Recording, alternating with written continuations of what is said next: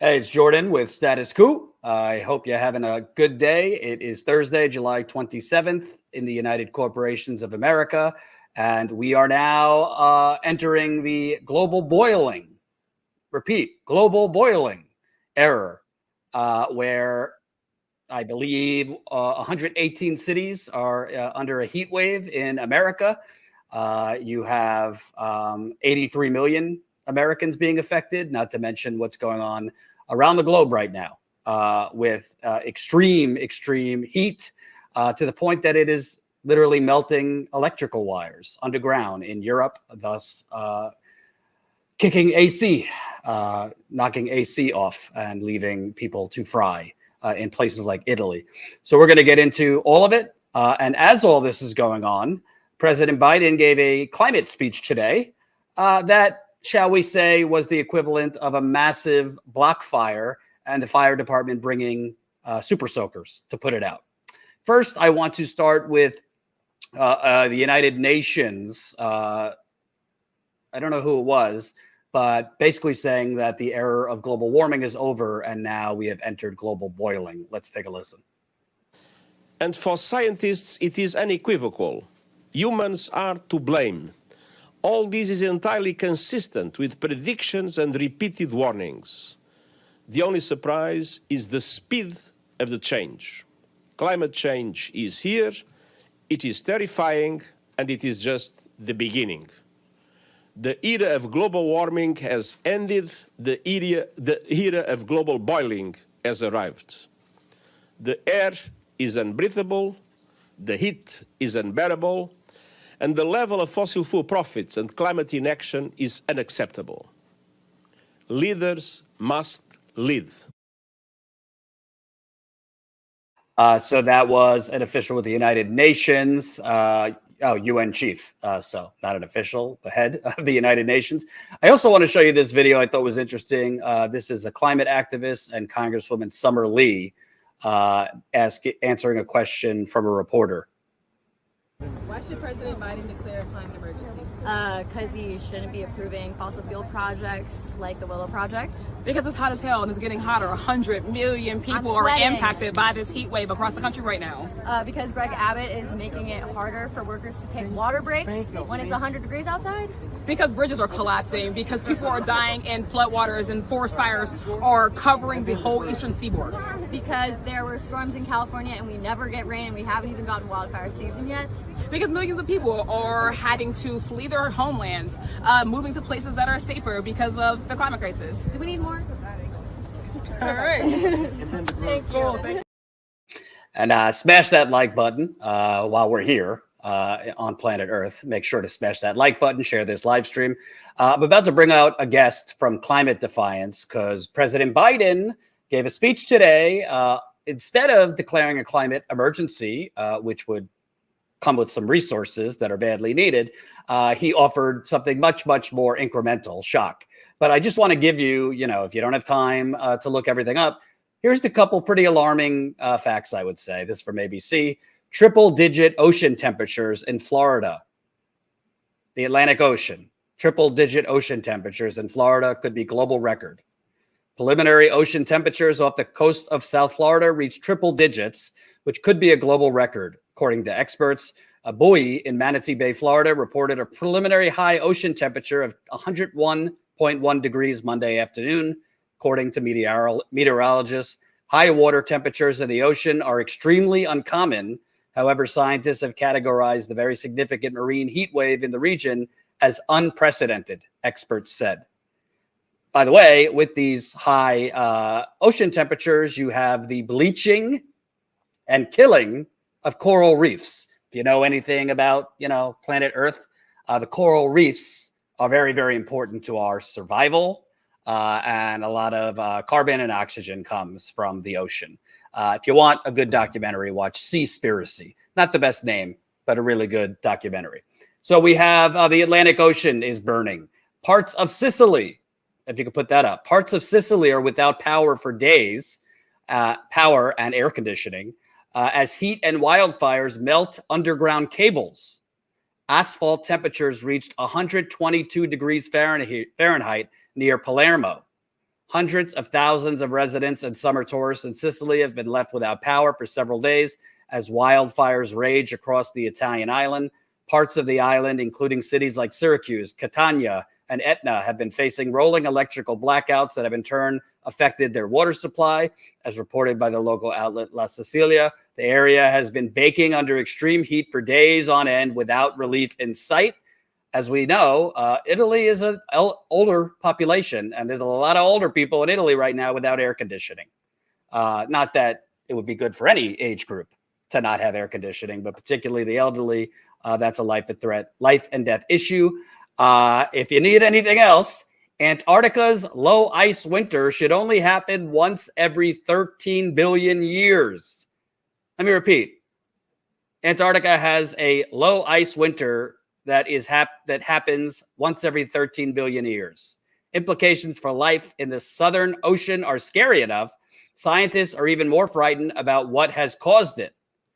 And like I said, right here in the United Corporations of America, almost 84 million people, that's 25% of the population, are living in areas expected to have dangerous levels of heat.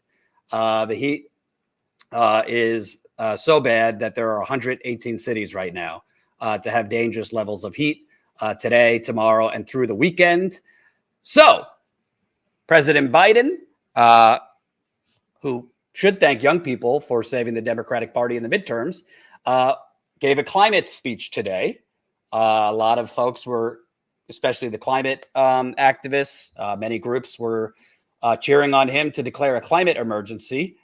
Let's take a listen to some of the bold policy he proposed as planet Earth is melting. Most people don't realize for years heat has been, I have to admit, I didn't know it either. I thought I knew it was tough, but the number one weather-related killer is heat. The number one weather-related killer is heat.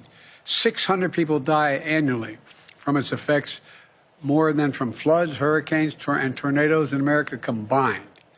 And even those places that are used to extreme heat have never seen it as hot as it is now for as long as it's been. Even those who deny that we're in the midst of a climate crisis can't deny the impact of extreme heat is having on Americans. The Department of Housing and Urban Development is providing billions to communities to make buildings more efficient and to make them more heat resistant, opening cooling centers for residential areas and in the cities that the communities can go to be safe. The Department of Interior is using infrastructure funding to expand water storage capacity in the western states to deal with the impacts of future droughts that are made all this extreme heat more consequential. The National Oceanic and Atmospheric Administration is launching a new partnership with universities and impact communities to improve the nation's weather forecast and its accuracy, so Americans everywhere can be better prepared and they can better predict what the heat is going to be in that community with the weather. In all my Investing in America agenda, we provided a record $50 billion for climate resiliency to restore wetlands, manage wildfires, help Americans in every state withstand extreme heat. But our MAGA extremists in Congress are trying to undo all this progress. Yeah. So basically what you heard from the president was announcing protections for workers most vulnerable to heat deaths, like enhanced forecasts to let them know more precisely when it's going to be 110 degrees. I think Arizona has been over 110 degrees for like 25 days in a row, a record. Funding to improve weather prediction and grants to help ensure clean drinking water. Again, the block is on fire and the United States government is providing you super soakers. Joining me now, Martin Giannetti with the Climate Defiance. If you've been seeing on Twitter, Climate Defiance has been disrupting major events, fundraisers, speeches held by folks in the Biden administration. The latest, I believe, was Commerce Secretary Gina Raimondo. You disrupted a fundraiser of Chuck Schumer a few weeks ago, events held by coal baron Joe Manchin. And you guys have been doing some more aggressive tactics to try and basically shut down business as usual. I don't know. I was one of the only ones, not the only ones, but I wasn't doing pom-poms for the Inflation Reduction Act. I think tax incentives for wind and renewable would have been nice 15 years ago. And I don't really think the answer to the now global boiling is cooling centers and more precise weather forecasting. What was your response to his speech today?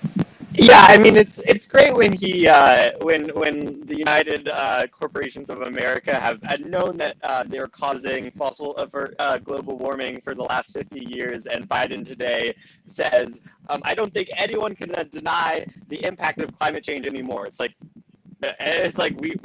we know it's been happening. You know it's been happening. Like, why are we still talking about climate change in a like people are denying it? We don't know if it's a thing. Like, it's the protections in the outline today were ridiculous. No one in climate defiance even watched this because it's like it's Joe Biden. He's really a climate criminal, not a climate champion.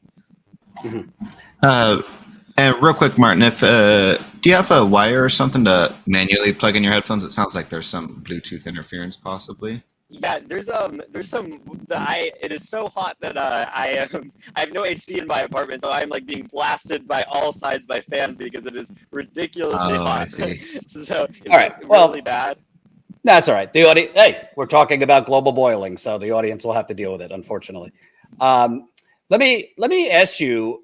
It just seems to me like I don't know, in like medical terms, I've had 2 back surgeries, and you get to a point where it's not really going to get better. You're just moving into now pain management. And it just seems like what he's talking about is basically the pain management stage of the climate crisis, because he's not bold enough, courageous enough, not corrupt enough to move us off of fossil fuels, honor his promises, ending drilling on public lands, et cetera, et cetera. So it just seems like what he's talking about is making things a little bit more tolerable, cooling centers, which to get to the cooling centers, you probably have to go out in the intolerable heat, more grants, you hear grants, that's code for neoliberalism, more precise weather patterns. I don't really hear anything in here that takes the pen and uses bold executive action or whatsoever meets the moment. Yeah, I mean, it's like really the minimal thing is declaring a climate emergency. When you're at the hottest month ever recorded, and the ocean is, I'm from Arizona, so like when the ocean in Miami is as hot as it is in Arizona, it's like the ocean's as hot as 100 degrees. Like, are you kidding me? And I mean, it's like this is the most minimal things, and he just goes back on his promises again and again and again. Like, we were at the Secretary of Commerce. We disrupted her. We shut it down because she's a climate criminal too. I mean, it's just the administration is riddled with climate criminals. Biden keeps going back on his promises. In 2021, he promised that no more federal agencies would use public money to fund fossil fuel projects abroad, and the Import-Export Bank, which is where the Secretary of Commerce is a board member, continues to approve ensuring credit, providing loans to fossil fuel projects abroad. It's ridiculous, and that's why we continue to shut down his events. And something I've never even heard the term was underground climate change. I was looking into what's going on in Italy and some other places where you basically have underground electrical wiring melting that's putting the power out, causing air conditionings to go out. Not a good thing for an elderly not a good thing for any population if it's 115 degrees out. But can you kind of talk about that? Because that's pretty scary if you have basically, I mean, look at America. Our infrastructure is our pipes which deliver water are between 50 and 100 years old. I don't even want it. The electrical grid we know is vulnerable. So if it's happening in Europe now where you have melting like this, I mean, what could happen in America? Yeah, it's truly scary. I mean, you think about like, I'm really lucky to live in Arizona. For one reason is because everyone has AC, or like the most people that can afford it, of course, have AC. But in like Boston right now, I'm being blasted by 3 fans because it's 93 degrees and I have no AC. But I mean, I think like when we're thinking of workers, like Biden tried to like protect workers today, which was really, you didn't really do much. But like UPS just unionized and finally got an agreement to put air conditioning in trucks. And part of it, like we as in the climate movement really want to be supporting and in solidarity with the folks that are unionizing. And so one of our actions this week, we haven't been public about it, but UPS was hosting an event by the Natural Gas Vehicles Association of America to promote renewable natural gas, which is a terrible it's a fake solution. And we shut it down, demanding that UPS puts air conditioning in its vehicles, because these UPS workers, they're in the cargo hold of their trucks most of these days, and everyone's seen these brown trucks. They get so hot. It's usually like people have recorded 150 degrees in the back of these trucks, and you hear workers telling stories of when they leave the cargo hold and step out into Arizona. It feels like the AC is on in Arizona when it's 110, 120 degrees outside. That's how hot the inside of these trucks are. And they have the companies have resisted putting air conditioning and protecting their workers for so long. It's like I think in the past like 7 years, around 100 or 200 UPS workers have been hospitalized because of heat stroke, because of liver failure due to dehydration. Like it's ridiculous. It's crazy, especially when UPS is reporting record profit. I mean, it's crazy. And I totally acknowledge I did not pay attention, barely passed biology, chemistry, a little bit in earth science, but I do know enough to know that the ocean, the Atlantic, Pacific, name your ocean around the world, is very important to capturing carbon, is very important to providing about half of the oxygen we need. So if the ocean has triple-digit temperatures, we're talking about off the coast of Florida, the Atlantic Ocean, we're hearing about coral reefs being bleached or dying. Isn't that a stage 5 fire alarm if we have such hot ocean temperatures, which are not supposed to be that hot? I mean, it really just goes to show how incredible, like the people in power just do not care, right? Like they really just don't care. It's not that they don't care; it is because they're like completely bought out by fossil fuel interests. I mean, that is why we are throwing down and shutting down every event that we possibly can, because that is a way that Joe Biden will get the message that the people will not stand a climate president that does nothing on climate. I mean, it's really crazy, and we're seeing our effects. I mean, like I was one of the 9 people that got arrested in the Capitol last week for protesting one of Biden's climate advisors for doing nothing and keeping approving fossil fuel projects. And there were 9 of us that were arrested, and we got in the Washington Post. And we know that the sirens are going off in the Biden administration when a couple of days ago we were protesting the Secretary of Commerce, and three of our activists got arrested on trumped up charges. They were arrested. They were held in jail for a day, and all the charges were dropped. All the charges were dropped. So like we really think that is the Biden administration trying to silence the people that are rising because it's too goddamn hot outside. By now they're some of us. I was one of the people that got carried out by like three of Joe Biden's goonies, and the rest of them were ushered away by Homeland Security and DC Metro Police and put in jail overnight for no reason, for charges that were dropped immediately. So it's crazy. I mean, it's like I think like for the way Climate Defiance sees it is we're trying to mobilize as many people as possible to really throw down in any way. I mean, stay tuned. We're gonna have like another 3 actions this week, because we just need to be telling Joe Biden at every possible turn that this is not like we can't live here. Like we can't live anymore. You need to do something. Yeah.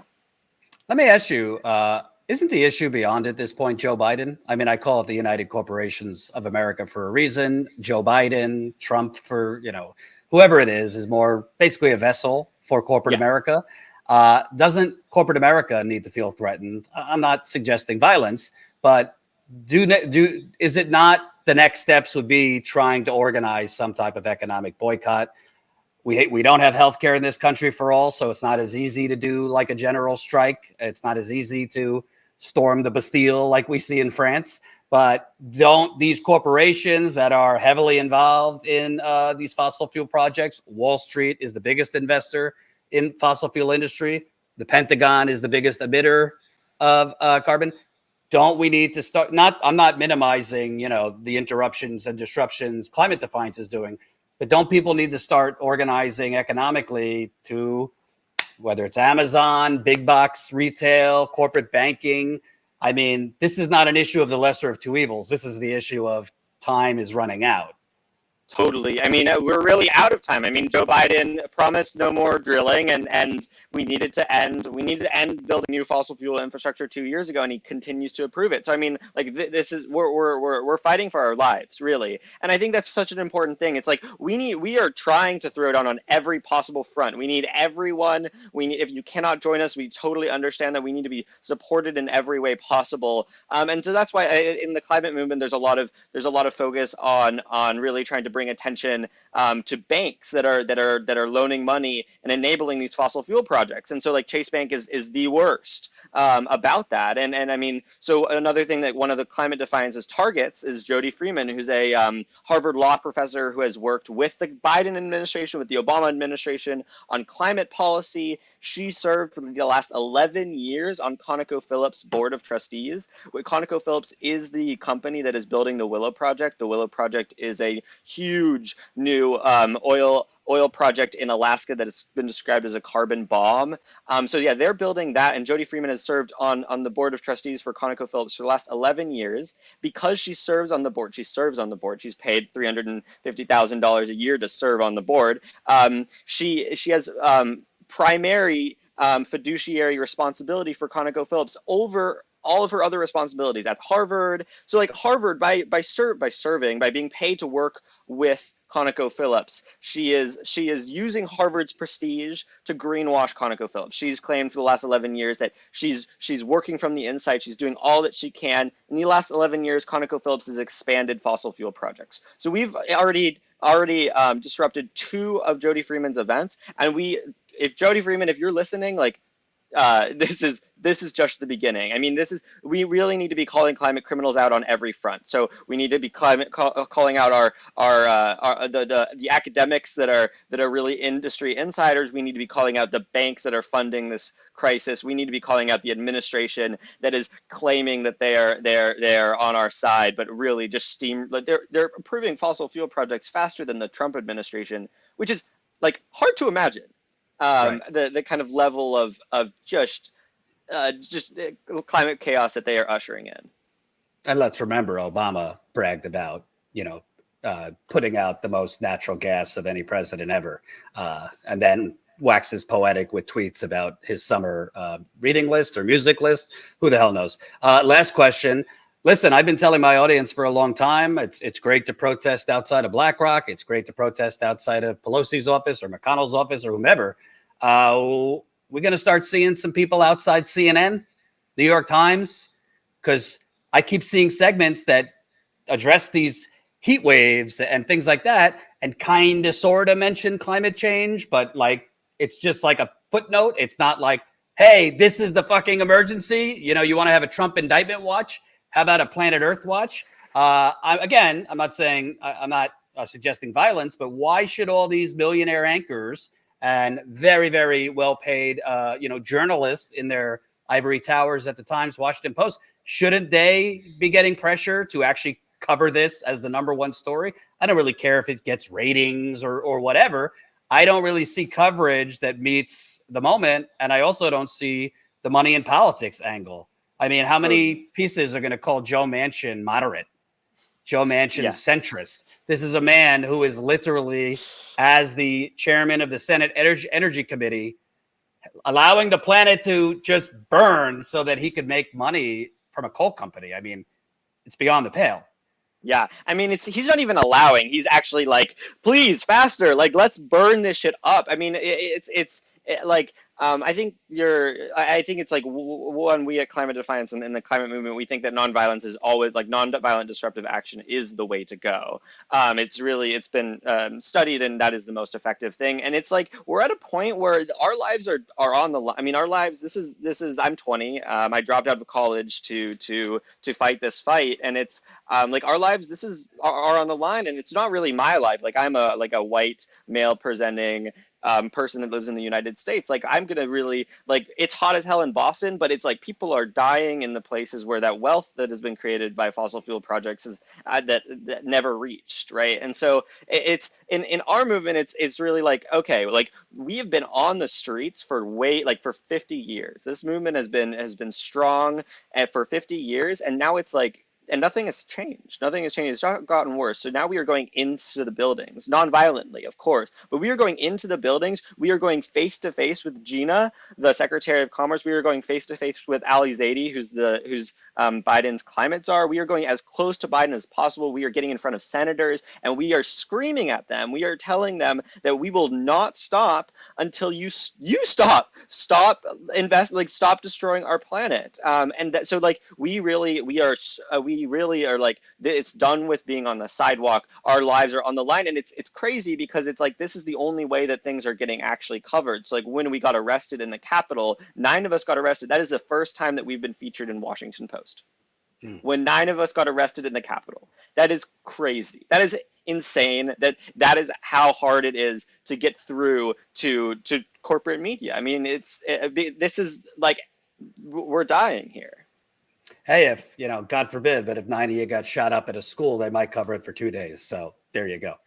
Glad that didn't happen. I want to ask you one thing, just a political question. This was from the Washington Post before Biden's speech, what Democrats want to hear in Biden's climate speech. There was an element, if you could show this, Colin, of Chuck Schumer.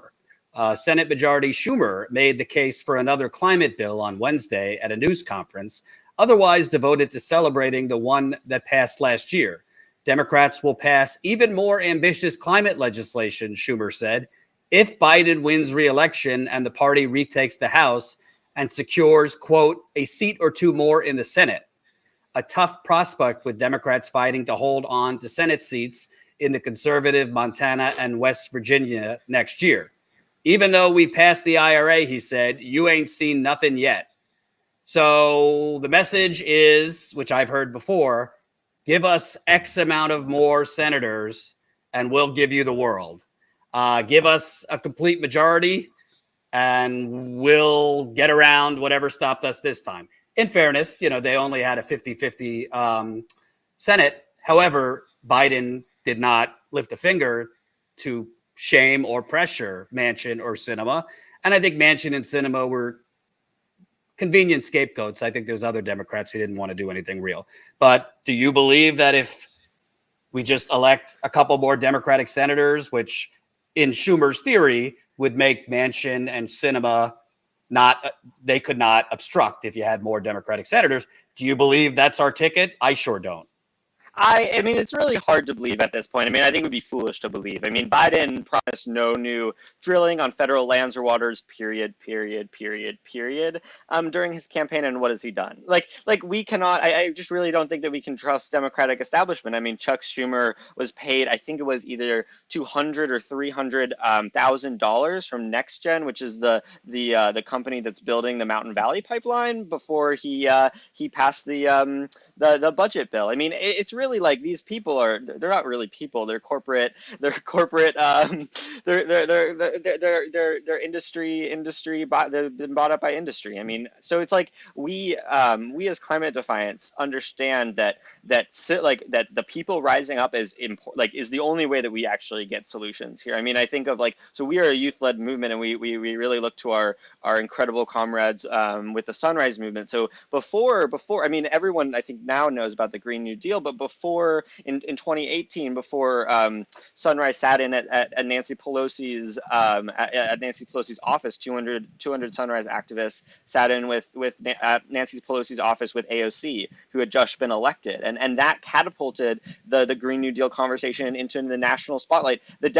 Just before they sat in, the Democratic Party had said that, and Nancy Pelosi had said that climate change just isn't going to be it just isn't on our list of agenda this year. That was 2018. It wasn't on their agenda.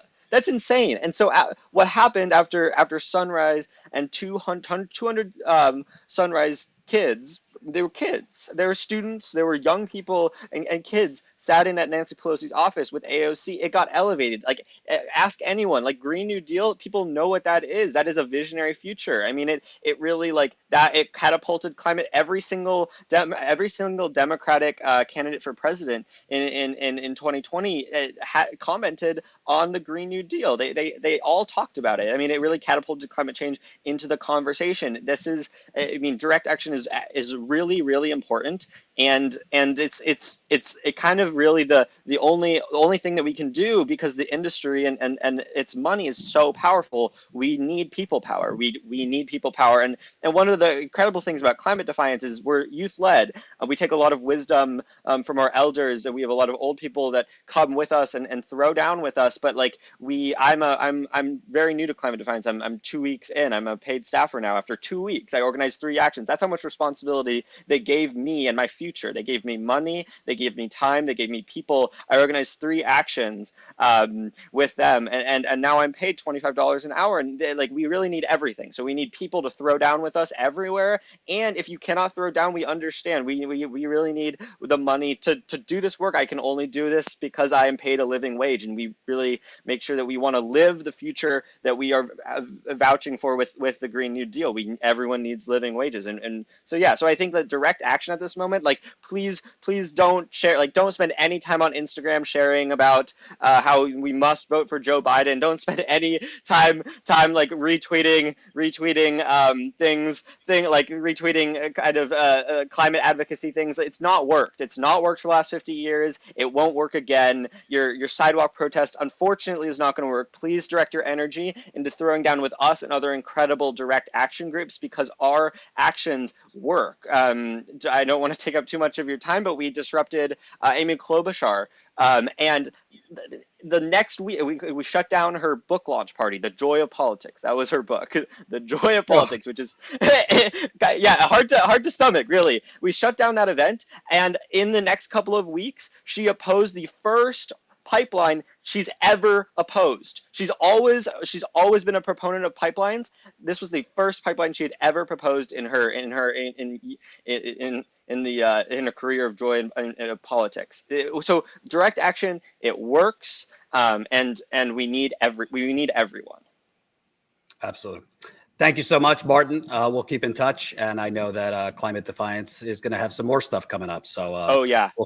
Yeah, and people could go to climatedefiance.org if you want to find out how you can get involved. Thank you so much. Absolutely. And we're going to be getting into the Mountain Valley Pipeline in a bit, because the Supreme Court of radical conservatives just basically did away with democracy and is helping to ram the Mountain Valley Pipeline through, which we've been covering here for years. It was actually the first story I covered for Status Coup on the ground. We went to Virginia in 2018. To cover this pipeline, which is one of the most dangerous pipelines being proposed. There's no need for it. There's no real demand for it in terms of natural gas. But because Biden has no spine, no courage, no political leadership, because he never wanted to publicly go against Joe Manchin, and basically has been Joe Manchin's little bitch for the last 2.5 years, he basically agreed to push the Mountain Valley Pipeline through the debt ceiling deal to get Manchin, or to give Manchin, honor his promise to Manchin to allow the Mountain Valley Pipeline through. So we'll get to that in a little bit. Smash the like button, share this live stream. The more people that press like, the more people that will see this. We definitely could use your super chats. I'll read them at the end. And we might have some announcements, not today, but tomorrow or next week, on where we're going next as far as on the ground reporting. So if you're not yet a Status Coup member, sign up. StatusCoup.com/join. StatusCoup.com StatusCoup.com/join. Become a member for as low as a burnt shitty cup of Starbucks. But if you are going to get a burnt shitty cup of Starbucks, make sure it's from a union shop. That's $5 to $10 a month. StatusCoup.com/join. And we're going to do our members call next week because I can't do it this week. So for members, you know the drill. We do a monthly members call through Zoom. We'll be doing one next week. All right. More propaganda from cable news, corporate media, pushing Cornel West the spoiler. I did an interview earlier, definitely go watch it, with Dave Dayen from the American Prospect, where basically said, hey, can you name some actual things Biden can do to persuade voters to vote for him instead of going third party? You know, like stop blaming Cornel West for the climate crisis, for rain, for every ill. Here's some specific things Biden can do. So go check out that interview. I doubt he's going to do any of them, but Dave Dayen meticulously explained executive actions Biden could take right now that might be able to persuade enough voters to vote for him. So CNN, among others, has been doing a lot of reporting, air quotes, on the threat of the third party spoiler. Some of it's been with this group, No Labels. No Labels markets itself as a, you know, non-political, bipartisan, you know, wax poetic of the West Wing kind of group that eschews labels and works, you know, around partisan politics for the greater good. They're really just a right-wing, Wall Street-funded group of corporate vultures.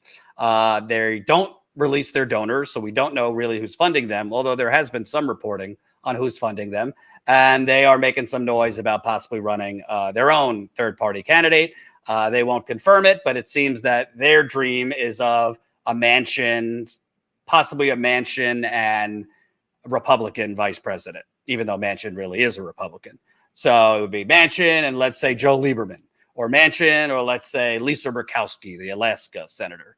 Obviously, this would be just devastating for anyone with brain cells. Manchin is not anything other than a corporate coal ghoul. He's not really a Democrat or a Republican. He's really just a criminal.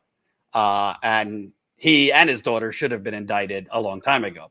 But moving on, CNN, in addition to freaking out about the potential of Cornel West spoiling or stealing the election from Joe Biden, they've done some segments on no labels possibly tipping the election from Joe Biden to Donald Trump. By the way, we believe Trump, you know, there was a watch today about him possibly getting indicted again over January 6th. He was not indicted today. Still a possibility tomorrow that he could be indicted, or next week. So if and when that happens, we'll obviously be live with that breaking news. But let's show you this interview CNN did with a spokesperson for No Labels. We'll kind of start and stop and debunk some of this. We will only run under the proper environmental conditions which must be met for us to proceed. What are those environmental conditions? What are the metrics there? So the key thing is there's got to be an opening for an independent unity ticket to win about 6 to 9 months from now. So we'll make a determination sometime in between Super Tuesday, when we typically will know who the major party nominees are, and we're having a convention in Dallas in mid-April of next year. How do you define opening? How will you determine whether or not you have that opening? So if you look at some of the metrics we're looking at today, where you see 2/3 of people don't want a rematch of the 2020 election, when you see a poll we did a couple months ago where we asked, if it were Trump, Biden, would you be open to a moderate independent alternative? 59% said yes. That suggests there's a big opening. Now, 6 to 9 months from now, that story might change. And if it does, we're not going to force it, and we won't offer our ballot line to anybody. And what do you say to Democrats, most of whom say that the way they see it, if No Labels runs a presidential candidate and it's Donald Trump versus Joe Biden, you are electing Donald Trump? So we're already on the record, we will never fuel a spoiler candidacy. I think when people think about a spoiler, we got to agree what we mean by it. To me, it is a candidate that can't win. And two, it's a candidate that whatever votes they get are coming from one side disproportionately. So Ralph Nader, spoiler. Jill Stein, spoiler. Cornel West, if he goes all the way, that's a spoiler. Ross Perot? No, he took votes evenly from both sides. There was a huge exit poll after that election, and they asked Perot voters if there hadn't have been Perot in the race, who would they have voted for? 38 said Bush, 38 Clinton, 24 said they wouldn't have voted at all. So I just want to be All clear. right. What Stop. you're saying. Stop. So naturally, CNN doesn't push back, even though CNN, they know that this whole spoiler business is complete bullshit. They know it's not true, but they got to keep the narrative going because it's part of the corporate media industrial complex to not assist this notion, not add fuel to this notion of more choices in American democracy. Okay. I've gone through it in a bunch of previous videos. You can watch that. Ralph Nader didn't spoil the election for Al Gore. Al Gore won the election. The Supreme Court spoiled the election and stole it from Al Gore because analysis was done that showed Al Gore actually won and got more votes if they would have continued the count in Florida. So Ralph Nader, for the last, what are we gone now, 20 so on years, has been unfairly painted as a spoiler when Al Gore lost Tennessee, where he's from. Frankly, there was a shit ton of Democrats in Florida that voted for Bush, not Ralph Nader. Let me repeat. Democrats in Florida that voted for George W. Bush, not Al Gore. And again, Al Gore won. The Supreme Court stole it. It wasn't Nader. Put that aside. Then you have the Jill Stein nonsense, which there's no data that supports this. There's actual data that supports that even if Jill Stein did not run, if she wasn't on the ballot, Hillary Clinton was going to lose. I've shown this before. I'll show it again to those who've not seen it. This is from Vox. There was a study done. According to Copco and Devine's analysis, if Clinton were given all of Stein and Johnson's votes, Trump still would have won Iowa, Ohio, Georgia, and North Carolina. But Clinton would have won Florida, Pennsylvania, Wisconsin, and Michigan, enough to win her the election. Copco and Devine's analysis was completed before all votes were counted. The final totals revealed that, in fact, Stein's total voters exceeded Clinton's margin of victory. In other words, if every Stein voter had voted for Clinton instead, she could have won Pennsylvania, Michigan, Wisconsin, and the presidency. Time to blame those idealist third-party voters? Not quite. Obviously, not all Stein and Johnson voters were disaffected Democrats. Some would have voted for Trump. Written-in candidates were not voted at all. This is very different from Florida in 2000, where only a small fraction of Florida voters for Nader, about 0.5%, would have needed to vote Gore to give Gore the election. And that's what exit polling that asked people how they would have voted in a two-party race with the third option of not voting finds. Under that scenario, Clinton would have won Michigan, still lost Florida, and Wisconsin and Pennsylvania would have been a 48 to 48% toss-up. Clinton would have needed to win both of those states, Pennsylvania and Wisconsin, to reach 270 electoral votes. So even in the artificial world of that exit poll that erased Stein and Johnson, Clinton seemed likely to lose.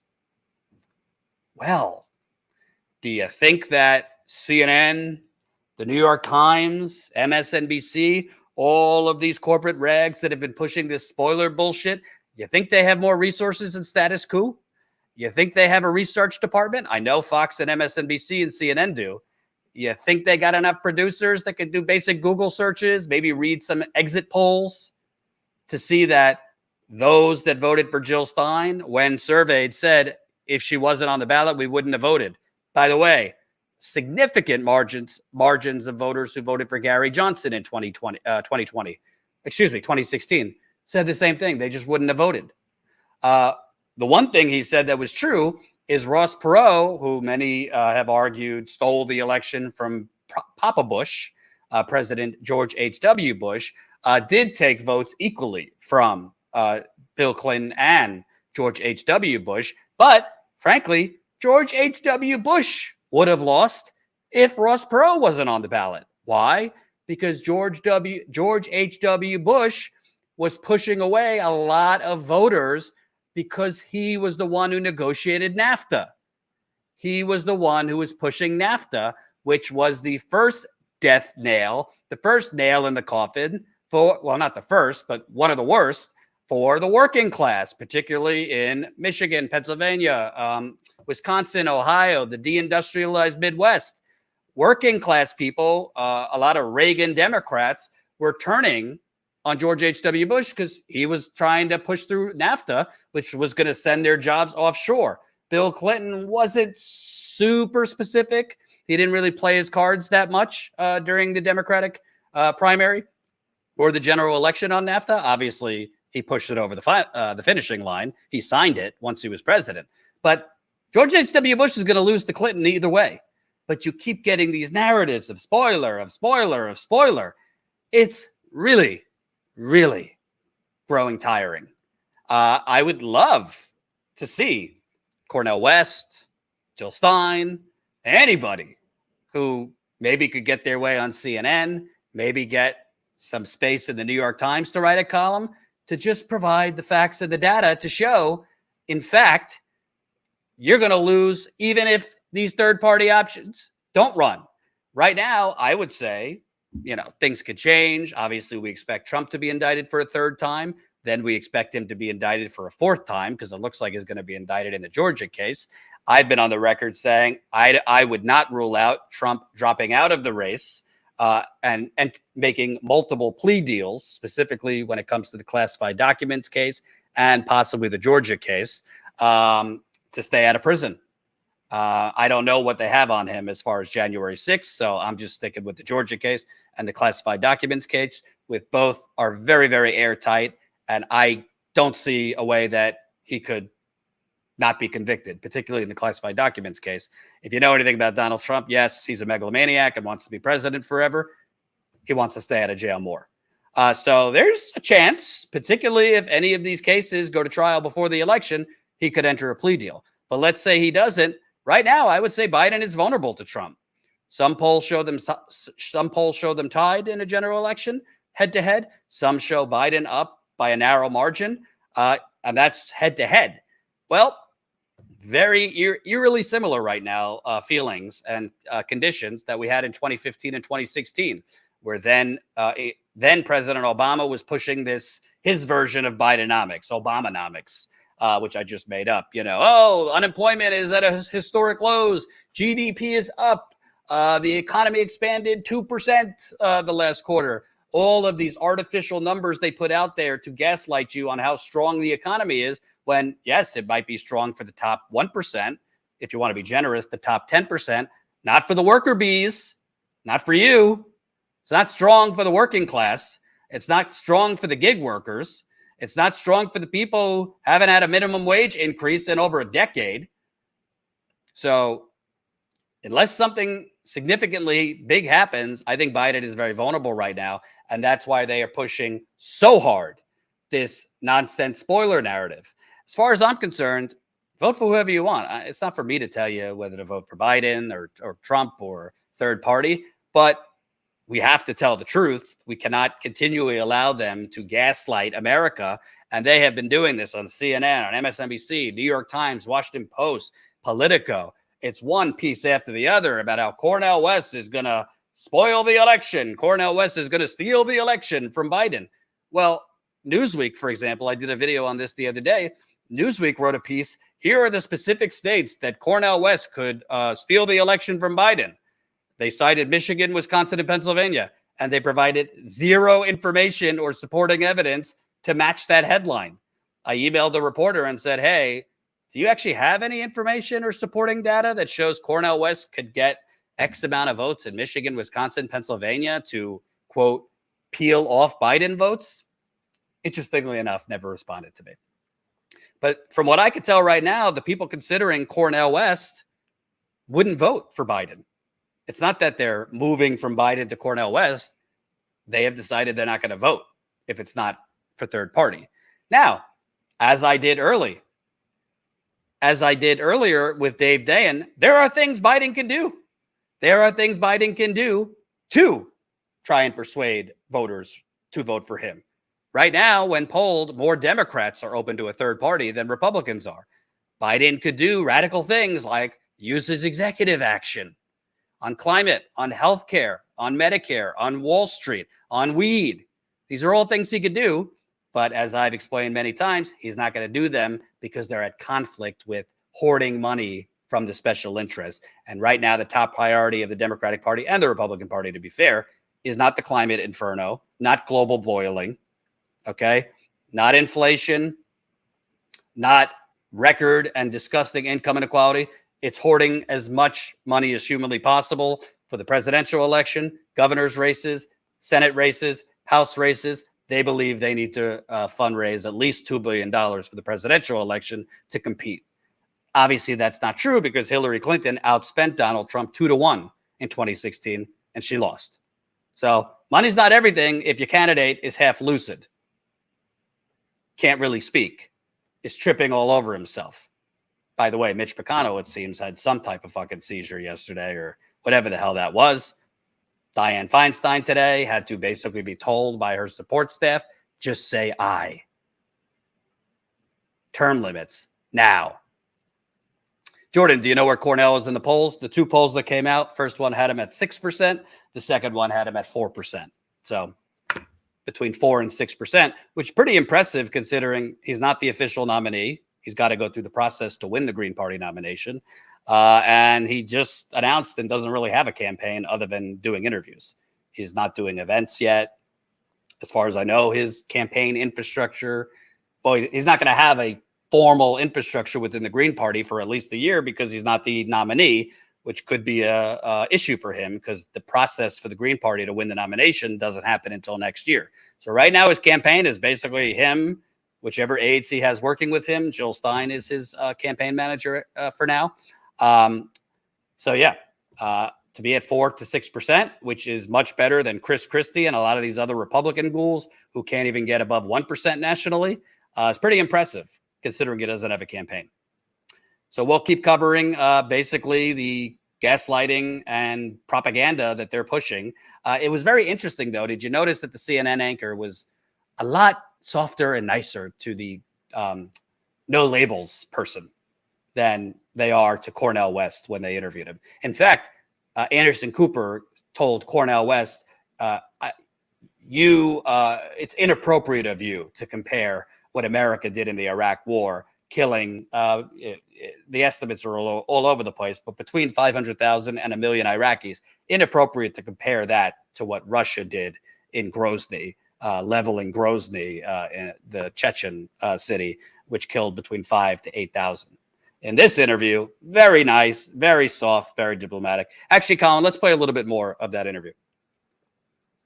Is that if you can somehow determine, which going to be pretty hard to determine before the votes are taken. But if you can somehow make a determination that if you run a third-party ticket, that it will take more votes from Joe Biden than Donald Trump if he's the nominee, you won't do it. Yeah, we do not want to fuel any kind of candidacy that is pulling votes disproportionately from one side. Absolutely not. Look, we're a year out from the election. So for anybody to say a year out, we have no idea where the country's going to be. We don't know who'd be on the ticket, which party would be on the ticket. Anybody who says they know exactly how that would impact the race, they're just speculating. Just speculating. And by the way, if anyone believes this bullshit that these corporate ghouls who are funded by right-wingers and Wall Street are just going to diplomatically get out of the race if they don't think they have a chance to win, I got a bridge to sell you. And if you want any information, since they're a dark money group and don't release their donors, this is from Mother Jones, which got a list of some of their donors. Among the no-label backers are donors who contributed millions of dollars to Republican causes, such as past GOP presidential candidates and super PACs connected to Republican congressional leadership, and several who have poured money into the Democratic presidential campaigns of Obama, Hillary Clinton, and Joe Biden. One donor provided a big chunk of political cash to Donald Trump. Generally, these no-label supporters, who mostly made contributions of $5,600 to its 2024 project, appear to favor conservative candidates, though many have played both sides of the aisle, financing Republican and Democratic politicians. That's the ways of Wall Street. They like to hedge their bets, donating to Republicans and Democrats so they could buy off everyone. Notable within this group is Michael Smith, the billionaire founder of natural gas behemoth Freeport LNG. He has donated more than $5.5 million to the Senate Leadership Fund, a super PAC tied to Senate Minority Leader Mitch McConnell.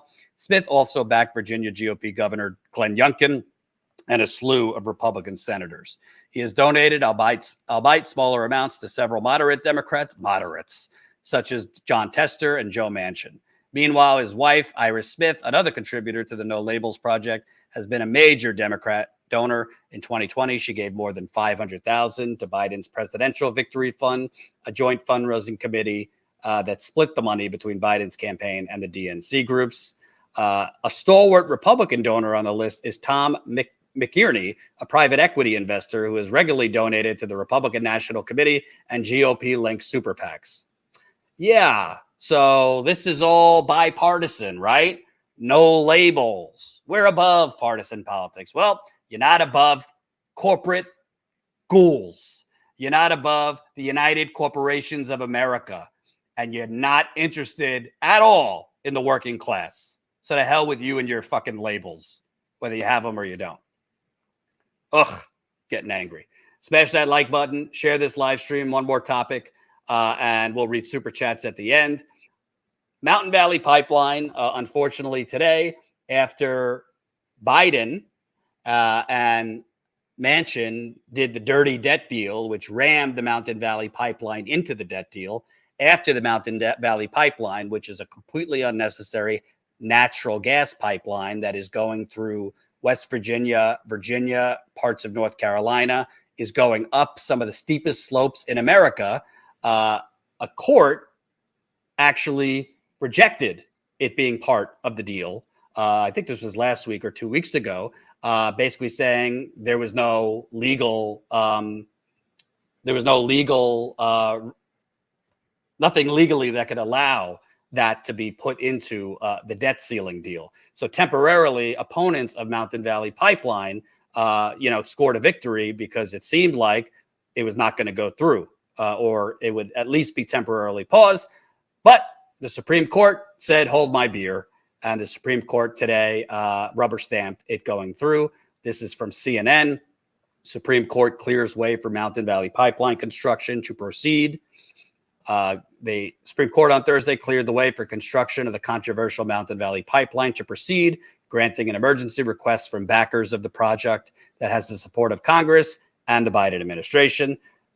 Really just Joe Manchin and Biden bowed down to President Manchin. The justices agreed to lift lower court's orders that froze construction of the project while legal challenges play out.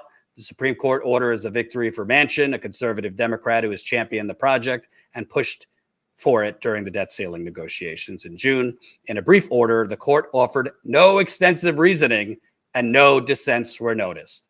So even the liberal judges said, well, to hell with the climate, to hell with the people of West Virginia and West Virginia and Virginia. Got to keep the planet burning and keep the money going. For those of you that have never seen, I was on the ground. It was the first story we did, actually, after launching Status Coup. We went to Virginia and interviewed residents that are in the path of Mountain Valley Pipeline. A mother and a daughter, actually, on Bent Mountain in Virginia, climbed at the top of their trees. They climbed at the top of their trees for a month and would not come down, thus blocking the trees from being cut down, because the fossil fuel company was trying to clear trees to put the pipeline through underneath their property. Total devastation, deforestation on this mountain. Let's show you part of that in 2018.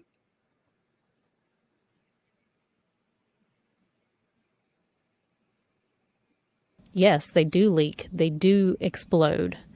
And the newer ones do it more frequently than the older ones. And there's a company with a horrific track record.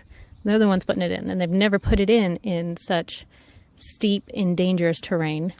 They've got a terrible track record, and it's the largest pipeline they've ever put in. It's going to be awful. There's no way nothing cannot go wrong. Right. And one of the FERC commissioners, again, the Federal Energy Regulatory Commission, I was a 2-to-1 vote, basically, to give them eminent domain. One of the FERC commissioners, for an organization that's supposed to have 5 members. So 2 seats are vacant. But one of the commissioners was pointing out they've never seen a pipeline on this scale, in this kind of land, the steep terrain. Also, when you're talking about pipelines going under this kind of land, if there's an explosion, the blast radius could be potentially 2.5 miles. Everything will be dead in 2.5 miles. And that's all but my son. And if he's visiting, that wipes us out.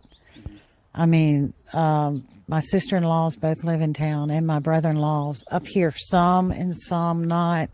So that will wipe out the 7th generation of Terrys pretty much. 2.5 mile, that's all my friends, all my neighbors, and all my family gone. And the firefighters up here said, Red, there's nothing we can do.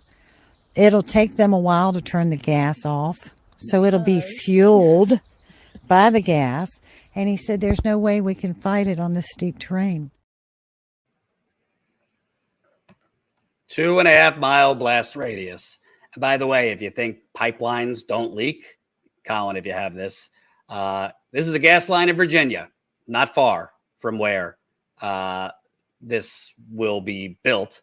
Gas line explodes near Strasburg Sheriff's Office says. Shenandoah County, their Facebook page, that there was a gas line explosion near Battlefield Road and Cop Road. After posting earlier that roads in the area were closed, the sheriff's office said all roads have reopened. You see that massive fireball? So when the Mountain Valley pipeline explodes, the blast radius is 2.5 miles. And this was just the other day. It's going to wipe out people, land, animals, water, you name it.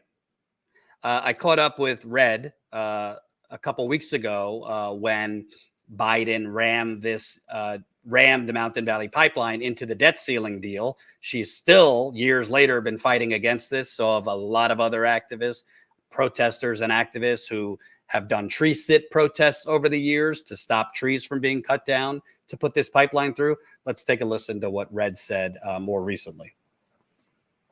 Well, he talks a good game. And if words could solve the climate crisis, we'd be in great shape. But unfortunately, words don't solve the climate crisis. He talks out of both sides of his mouth, frankly, Jordan. He talks about environmental justice, announces environmental justice reforms, and then approves the Willow Project, approves more drilling on the North Slope of Alaska, approves more offshore drilling, approves the Mountain Valley Pipeline. He said he would not negotiate over the debt ceiling. And now the Republicans have turned this into a hostage drama. And what has he done? He's paid to get the hostage released. So if you're Joe Biden, and as you put it, the MSNBC crowd, you'll applaud and say the hostage has been released. If you're anybody who's normal thinking, you will say if you pay billions of dollars to a hostage taker and the hostage is released, you haven't won. You've just encouraged the hostage taker to take more hostages, and they'll be back. But isn't it just shuffling along now? People who live along the path of this pipeline are now the hostages to if and when the pipeline explodes. Yeah, I'm really sick of hearing people pontificate about how this is a small price to pay. I've seen that repeatedly. Tell that to somebody in Appalachia who lives in the blast zone here. They've been saying that it's a small price to pay for well over 100 years, as Appalachia has been destroyed by fossil fuel companies going back to the 1800s, going back to the mining, coal mining, which is still going on, mountaintop removal, all of this. They've been asked to bear the brunt of the pollution, of the denigration of their environment. And people in Appalachia are the backbone of this country. They built the middle class. They built the industrial strength that got us to win World War II. They are hard and dedicated people, and they're being underestimated here. They're not only being screwed, they're being underestimated, because we will fight back with everything we have at our disposal. I reached out to some contacts today about, is there anything more that could be done, being that the Supreme Court, obviously, for better or worse, is the last, the law of the land, and what else could be done to stop this. So at the moment, don't really have an answer. But bravo to all the activists that have fought the good fight against this pipeline.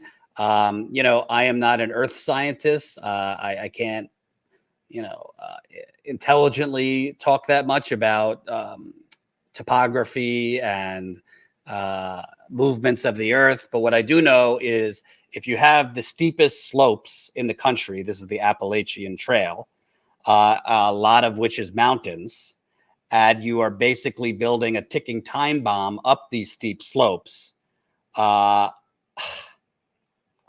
going through thousands of waterways, going underneath people's homes that are already on steep slopes, you are going to go upstream and do a lot of damage, as Matt just said.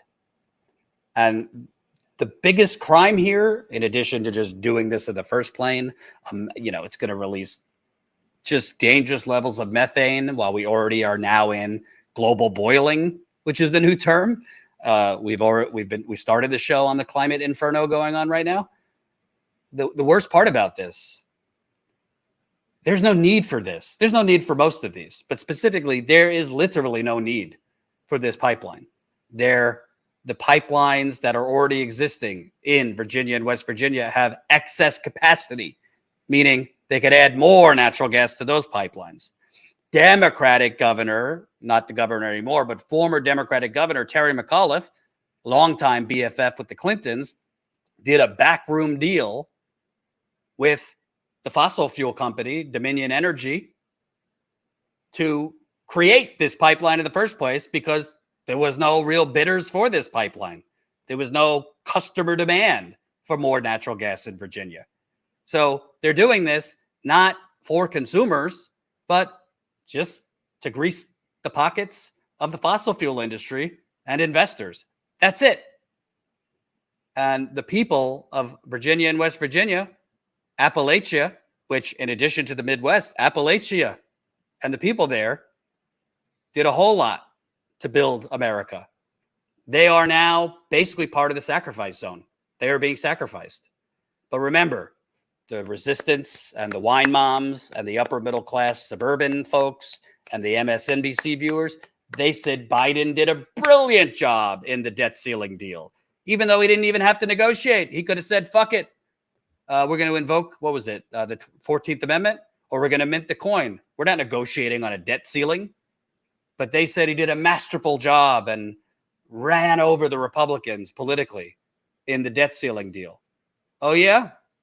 Go ask the people of West Virginia and Virginia who now are going to live with a dangerous ticking time bomb underneath them. We might have to go back to Virginia and cover this again. It's absolutely insane. Absolutely insane. Let's read some super chats. Double K, 1999. Thank you so much. I appreciate it. Fly Chomper Fly. Most deniers don't deny change, just humans cause it. If I have to see one more fucking right winger say, oh, 1,000 years ago it was hot too, they should be the first ones to die. I'm sorry. Gotta say it. If you're that fucking stupid at this point, where you want to say, hey, when I was younger, there was heat in the summer. If you can't take in facts, data, understand that the ocean's not supposed to be triple digits, understand that, it's not supposed to have ice melting in Greenland, understand that there are ice is developing in Antarctica at the lowest level in 13 billion years, then you need to go first. Presents, $10.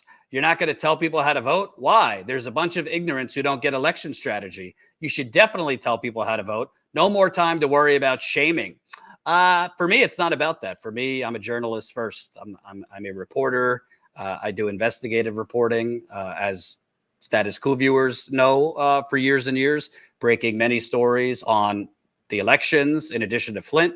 And I personally, if you're a political commentator and that's all you do, if you're an activist, by all means, tell people how you think they should vote. But I don't really think as a reporter or a journalist, it's really my job or appropriate for me to be telling you how to vote. I've never hid who I personally support. I don't think anyone was guessing if I supported Bernie in 2016 and 2020.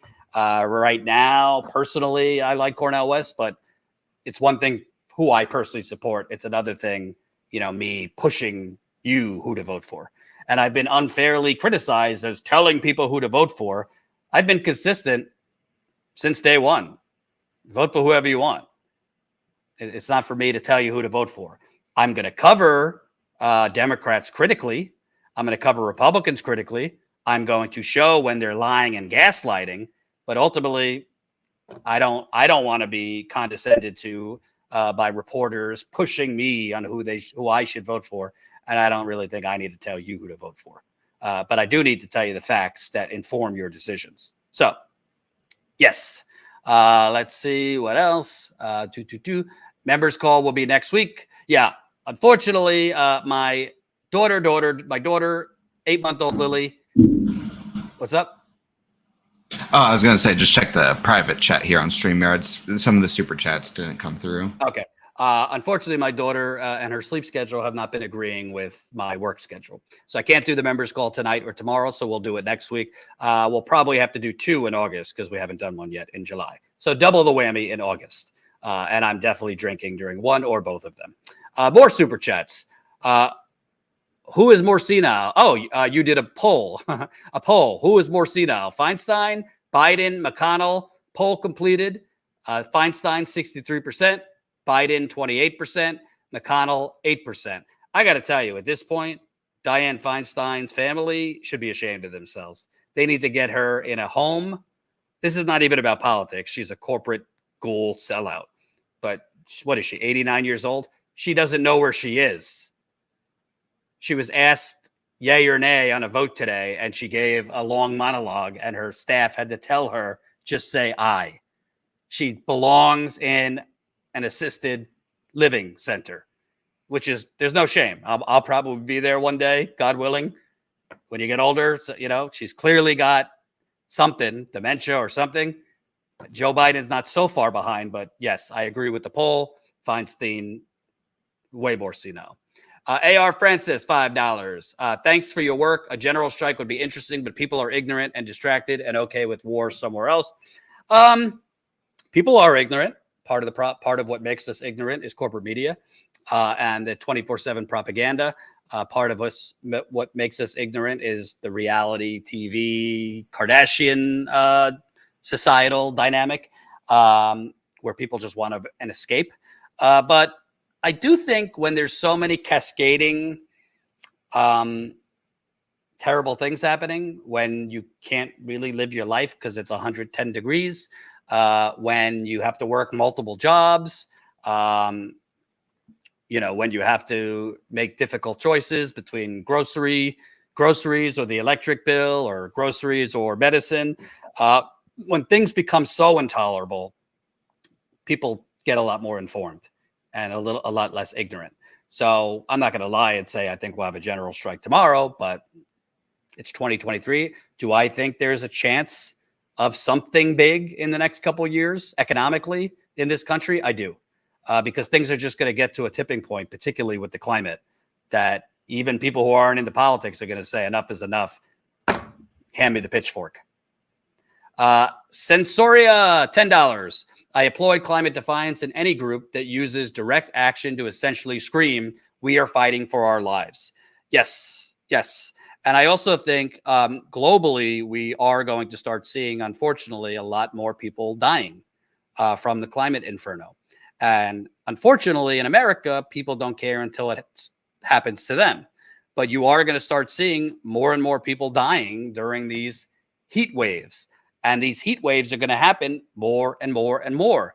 And in the north and colder states, you're going to have smaller and smaller and less severe winters. In the Northeast last year or earlier this year, we barely had a winter. And we had a very short spring, and summer has been unbearable. So you're going to start seeing changing seasons that are less severe, shorter spans as far as the cold, and more of these extreme storms. Heat waves are not really going to be waves. They're going to be more the permanent condition. It's going to be intolerable for workers outside. You're going to start seeing more people dying who work outside. Homelessness is going to become even more of a problem because it's not going to be safe to be living on the streets because of the temperature. So yes, constant trauma is a great description of it. GAR.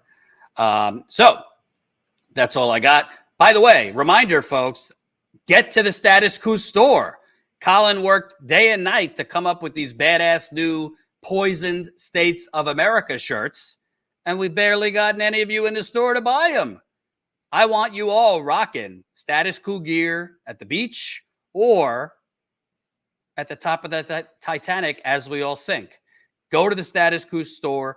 Get your Poisoned States of America shirts. We got a bunch of different designs, as Colin's showing you now. Got water. He's got to zoom in because my vision's not good. But a great Got Water shirt, a What's in Your Water shirt, the Poisoned States of America shirt, in addition to all the other gear, Status Coup hats, Status Coup shirts, Status Coup towels. Capitalism is a new one. If you could zoom in on that. If my wife is watching, I need to give her credit because she came up with the term capitalism. We also have to come up with a oil oligarchy shirt, I think. Oil oligarchy. So there's the capitalism shirt. If you want to get that, we got the Poisoned States of America shirt. All our shirts and designs are sustainably made. So if you look at the price and it's like, what, $30 for a shirt? It's because it's made of more of, all that environmental friendly stuff. And it comes in different colors. So you don't have to you could get white, blue, pink, whatever floats your boat. So I would love more awareness for Status Coup. Start conversations with people about Status Coup as they ask you about your shirts.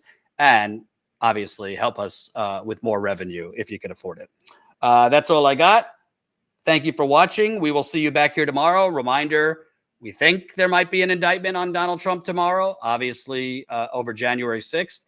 If you don't know, we were the first ones live at the Capitol that day on January 6th, where John Farina, independent video journalist, was the first one live. He's the one that got that historic footage of the police officer's head rammed into the door. He had really, really bad rib damage from Trump supporters basically stampeding over him. He almost broke his ribs, Farina. Definitely had probably some PTSD from that day. So if Trump is indicted over January 6th, we'll definitely be live. We'll go through some of that footage because we were the first ones to have it. And fortunately, we're able to license it all over the country, all over the world to other outlets. YouTube, being the shitty fucking outlet it is, took down the live stream, claiming we had, quote, advanced false claims of election fraud, which was obviously laughable considering we were a news outlet covering the live event. Unfortunately, we had no way to know they were going to take it down, and we didn't have a backup. So that footage is lost into the ether. But we do have some footage that is still up on YouTube. But the live stream, unfortunately, was taken down about 2 or 3 years ago. But if Trump is indicted tomorrow, we'll definitely be live on that. Thank you guys for watching, and we will see you tomorrow.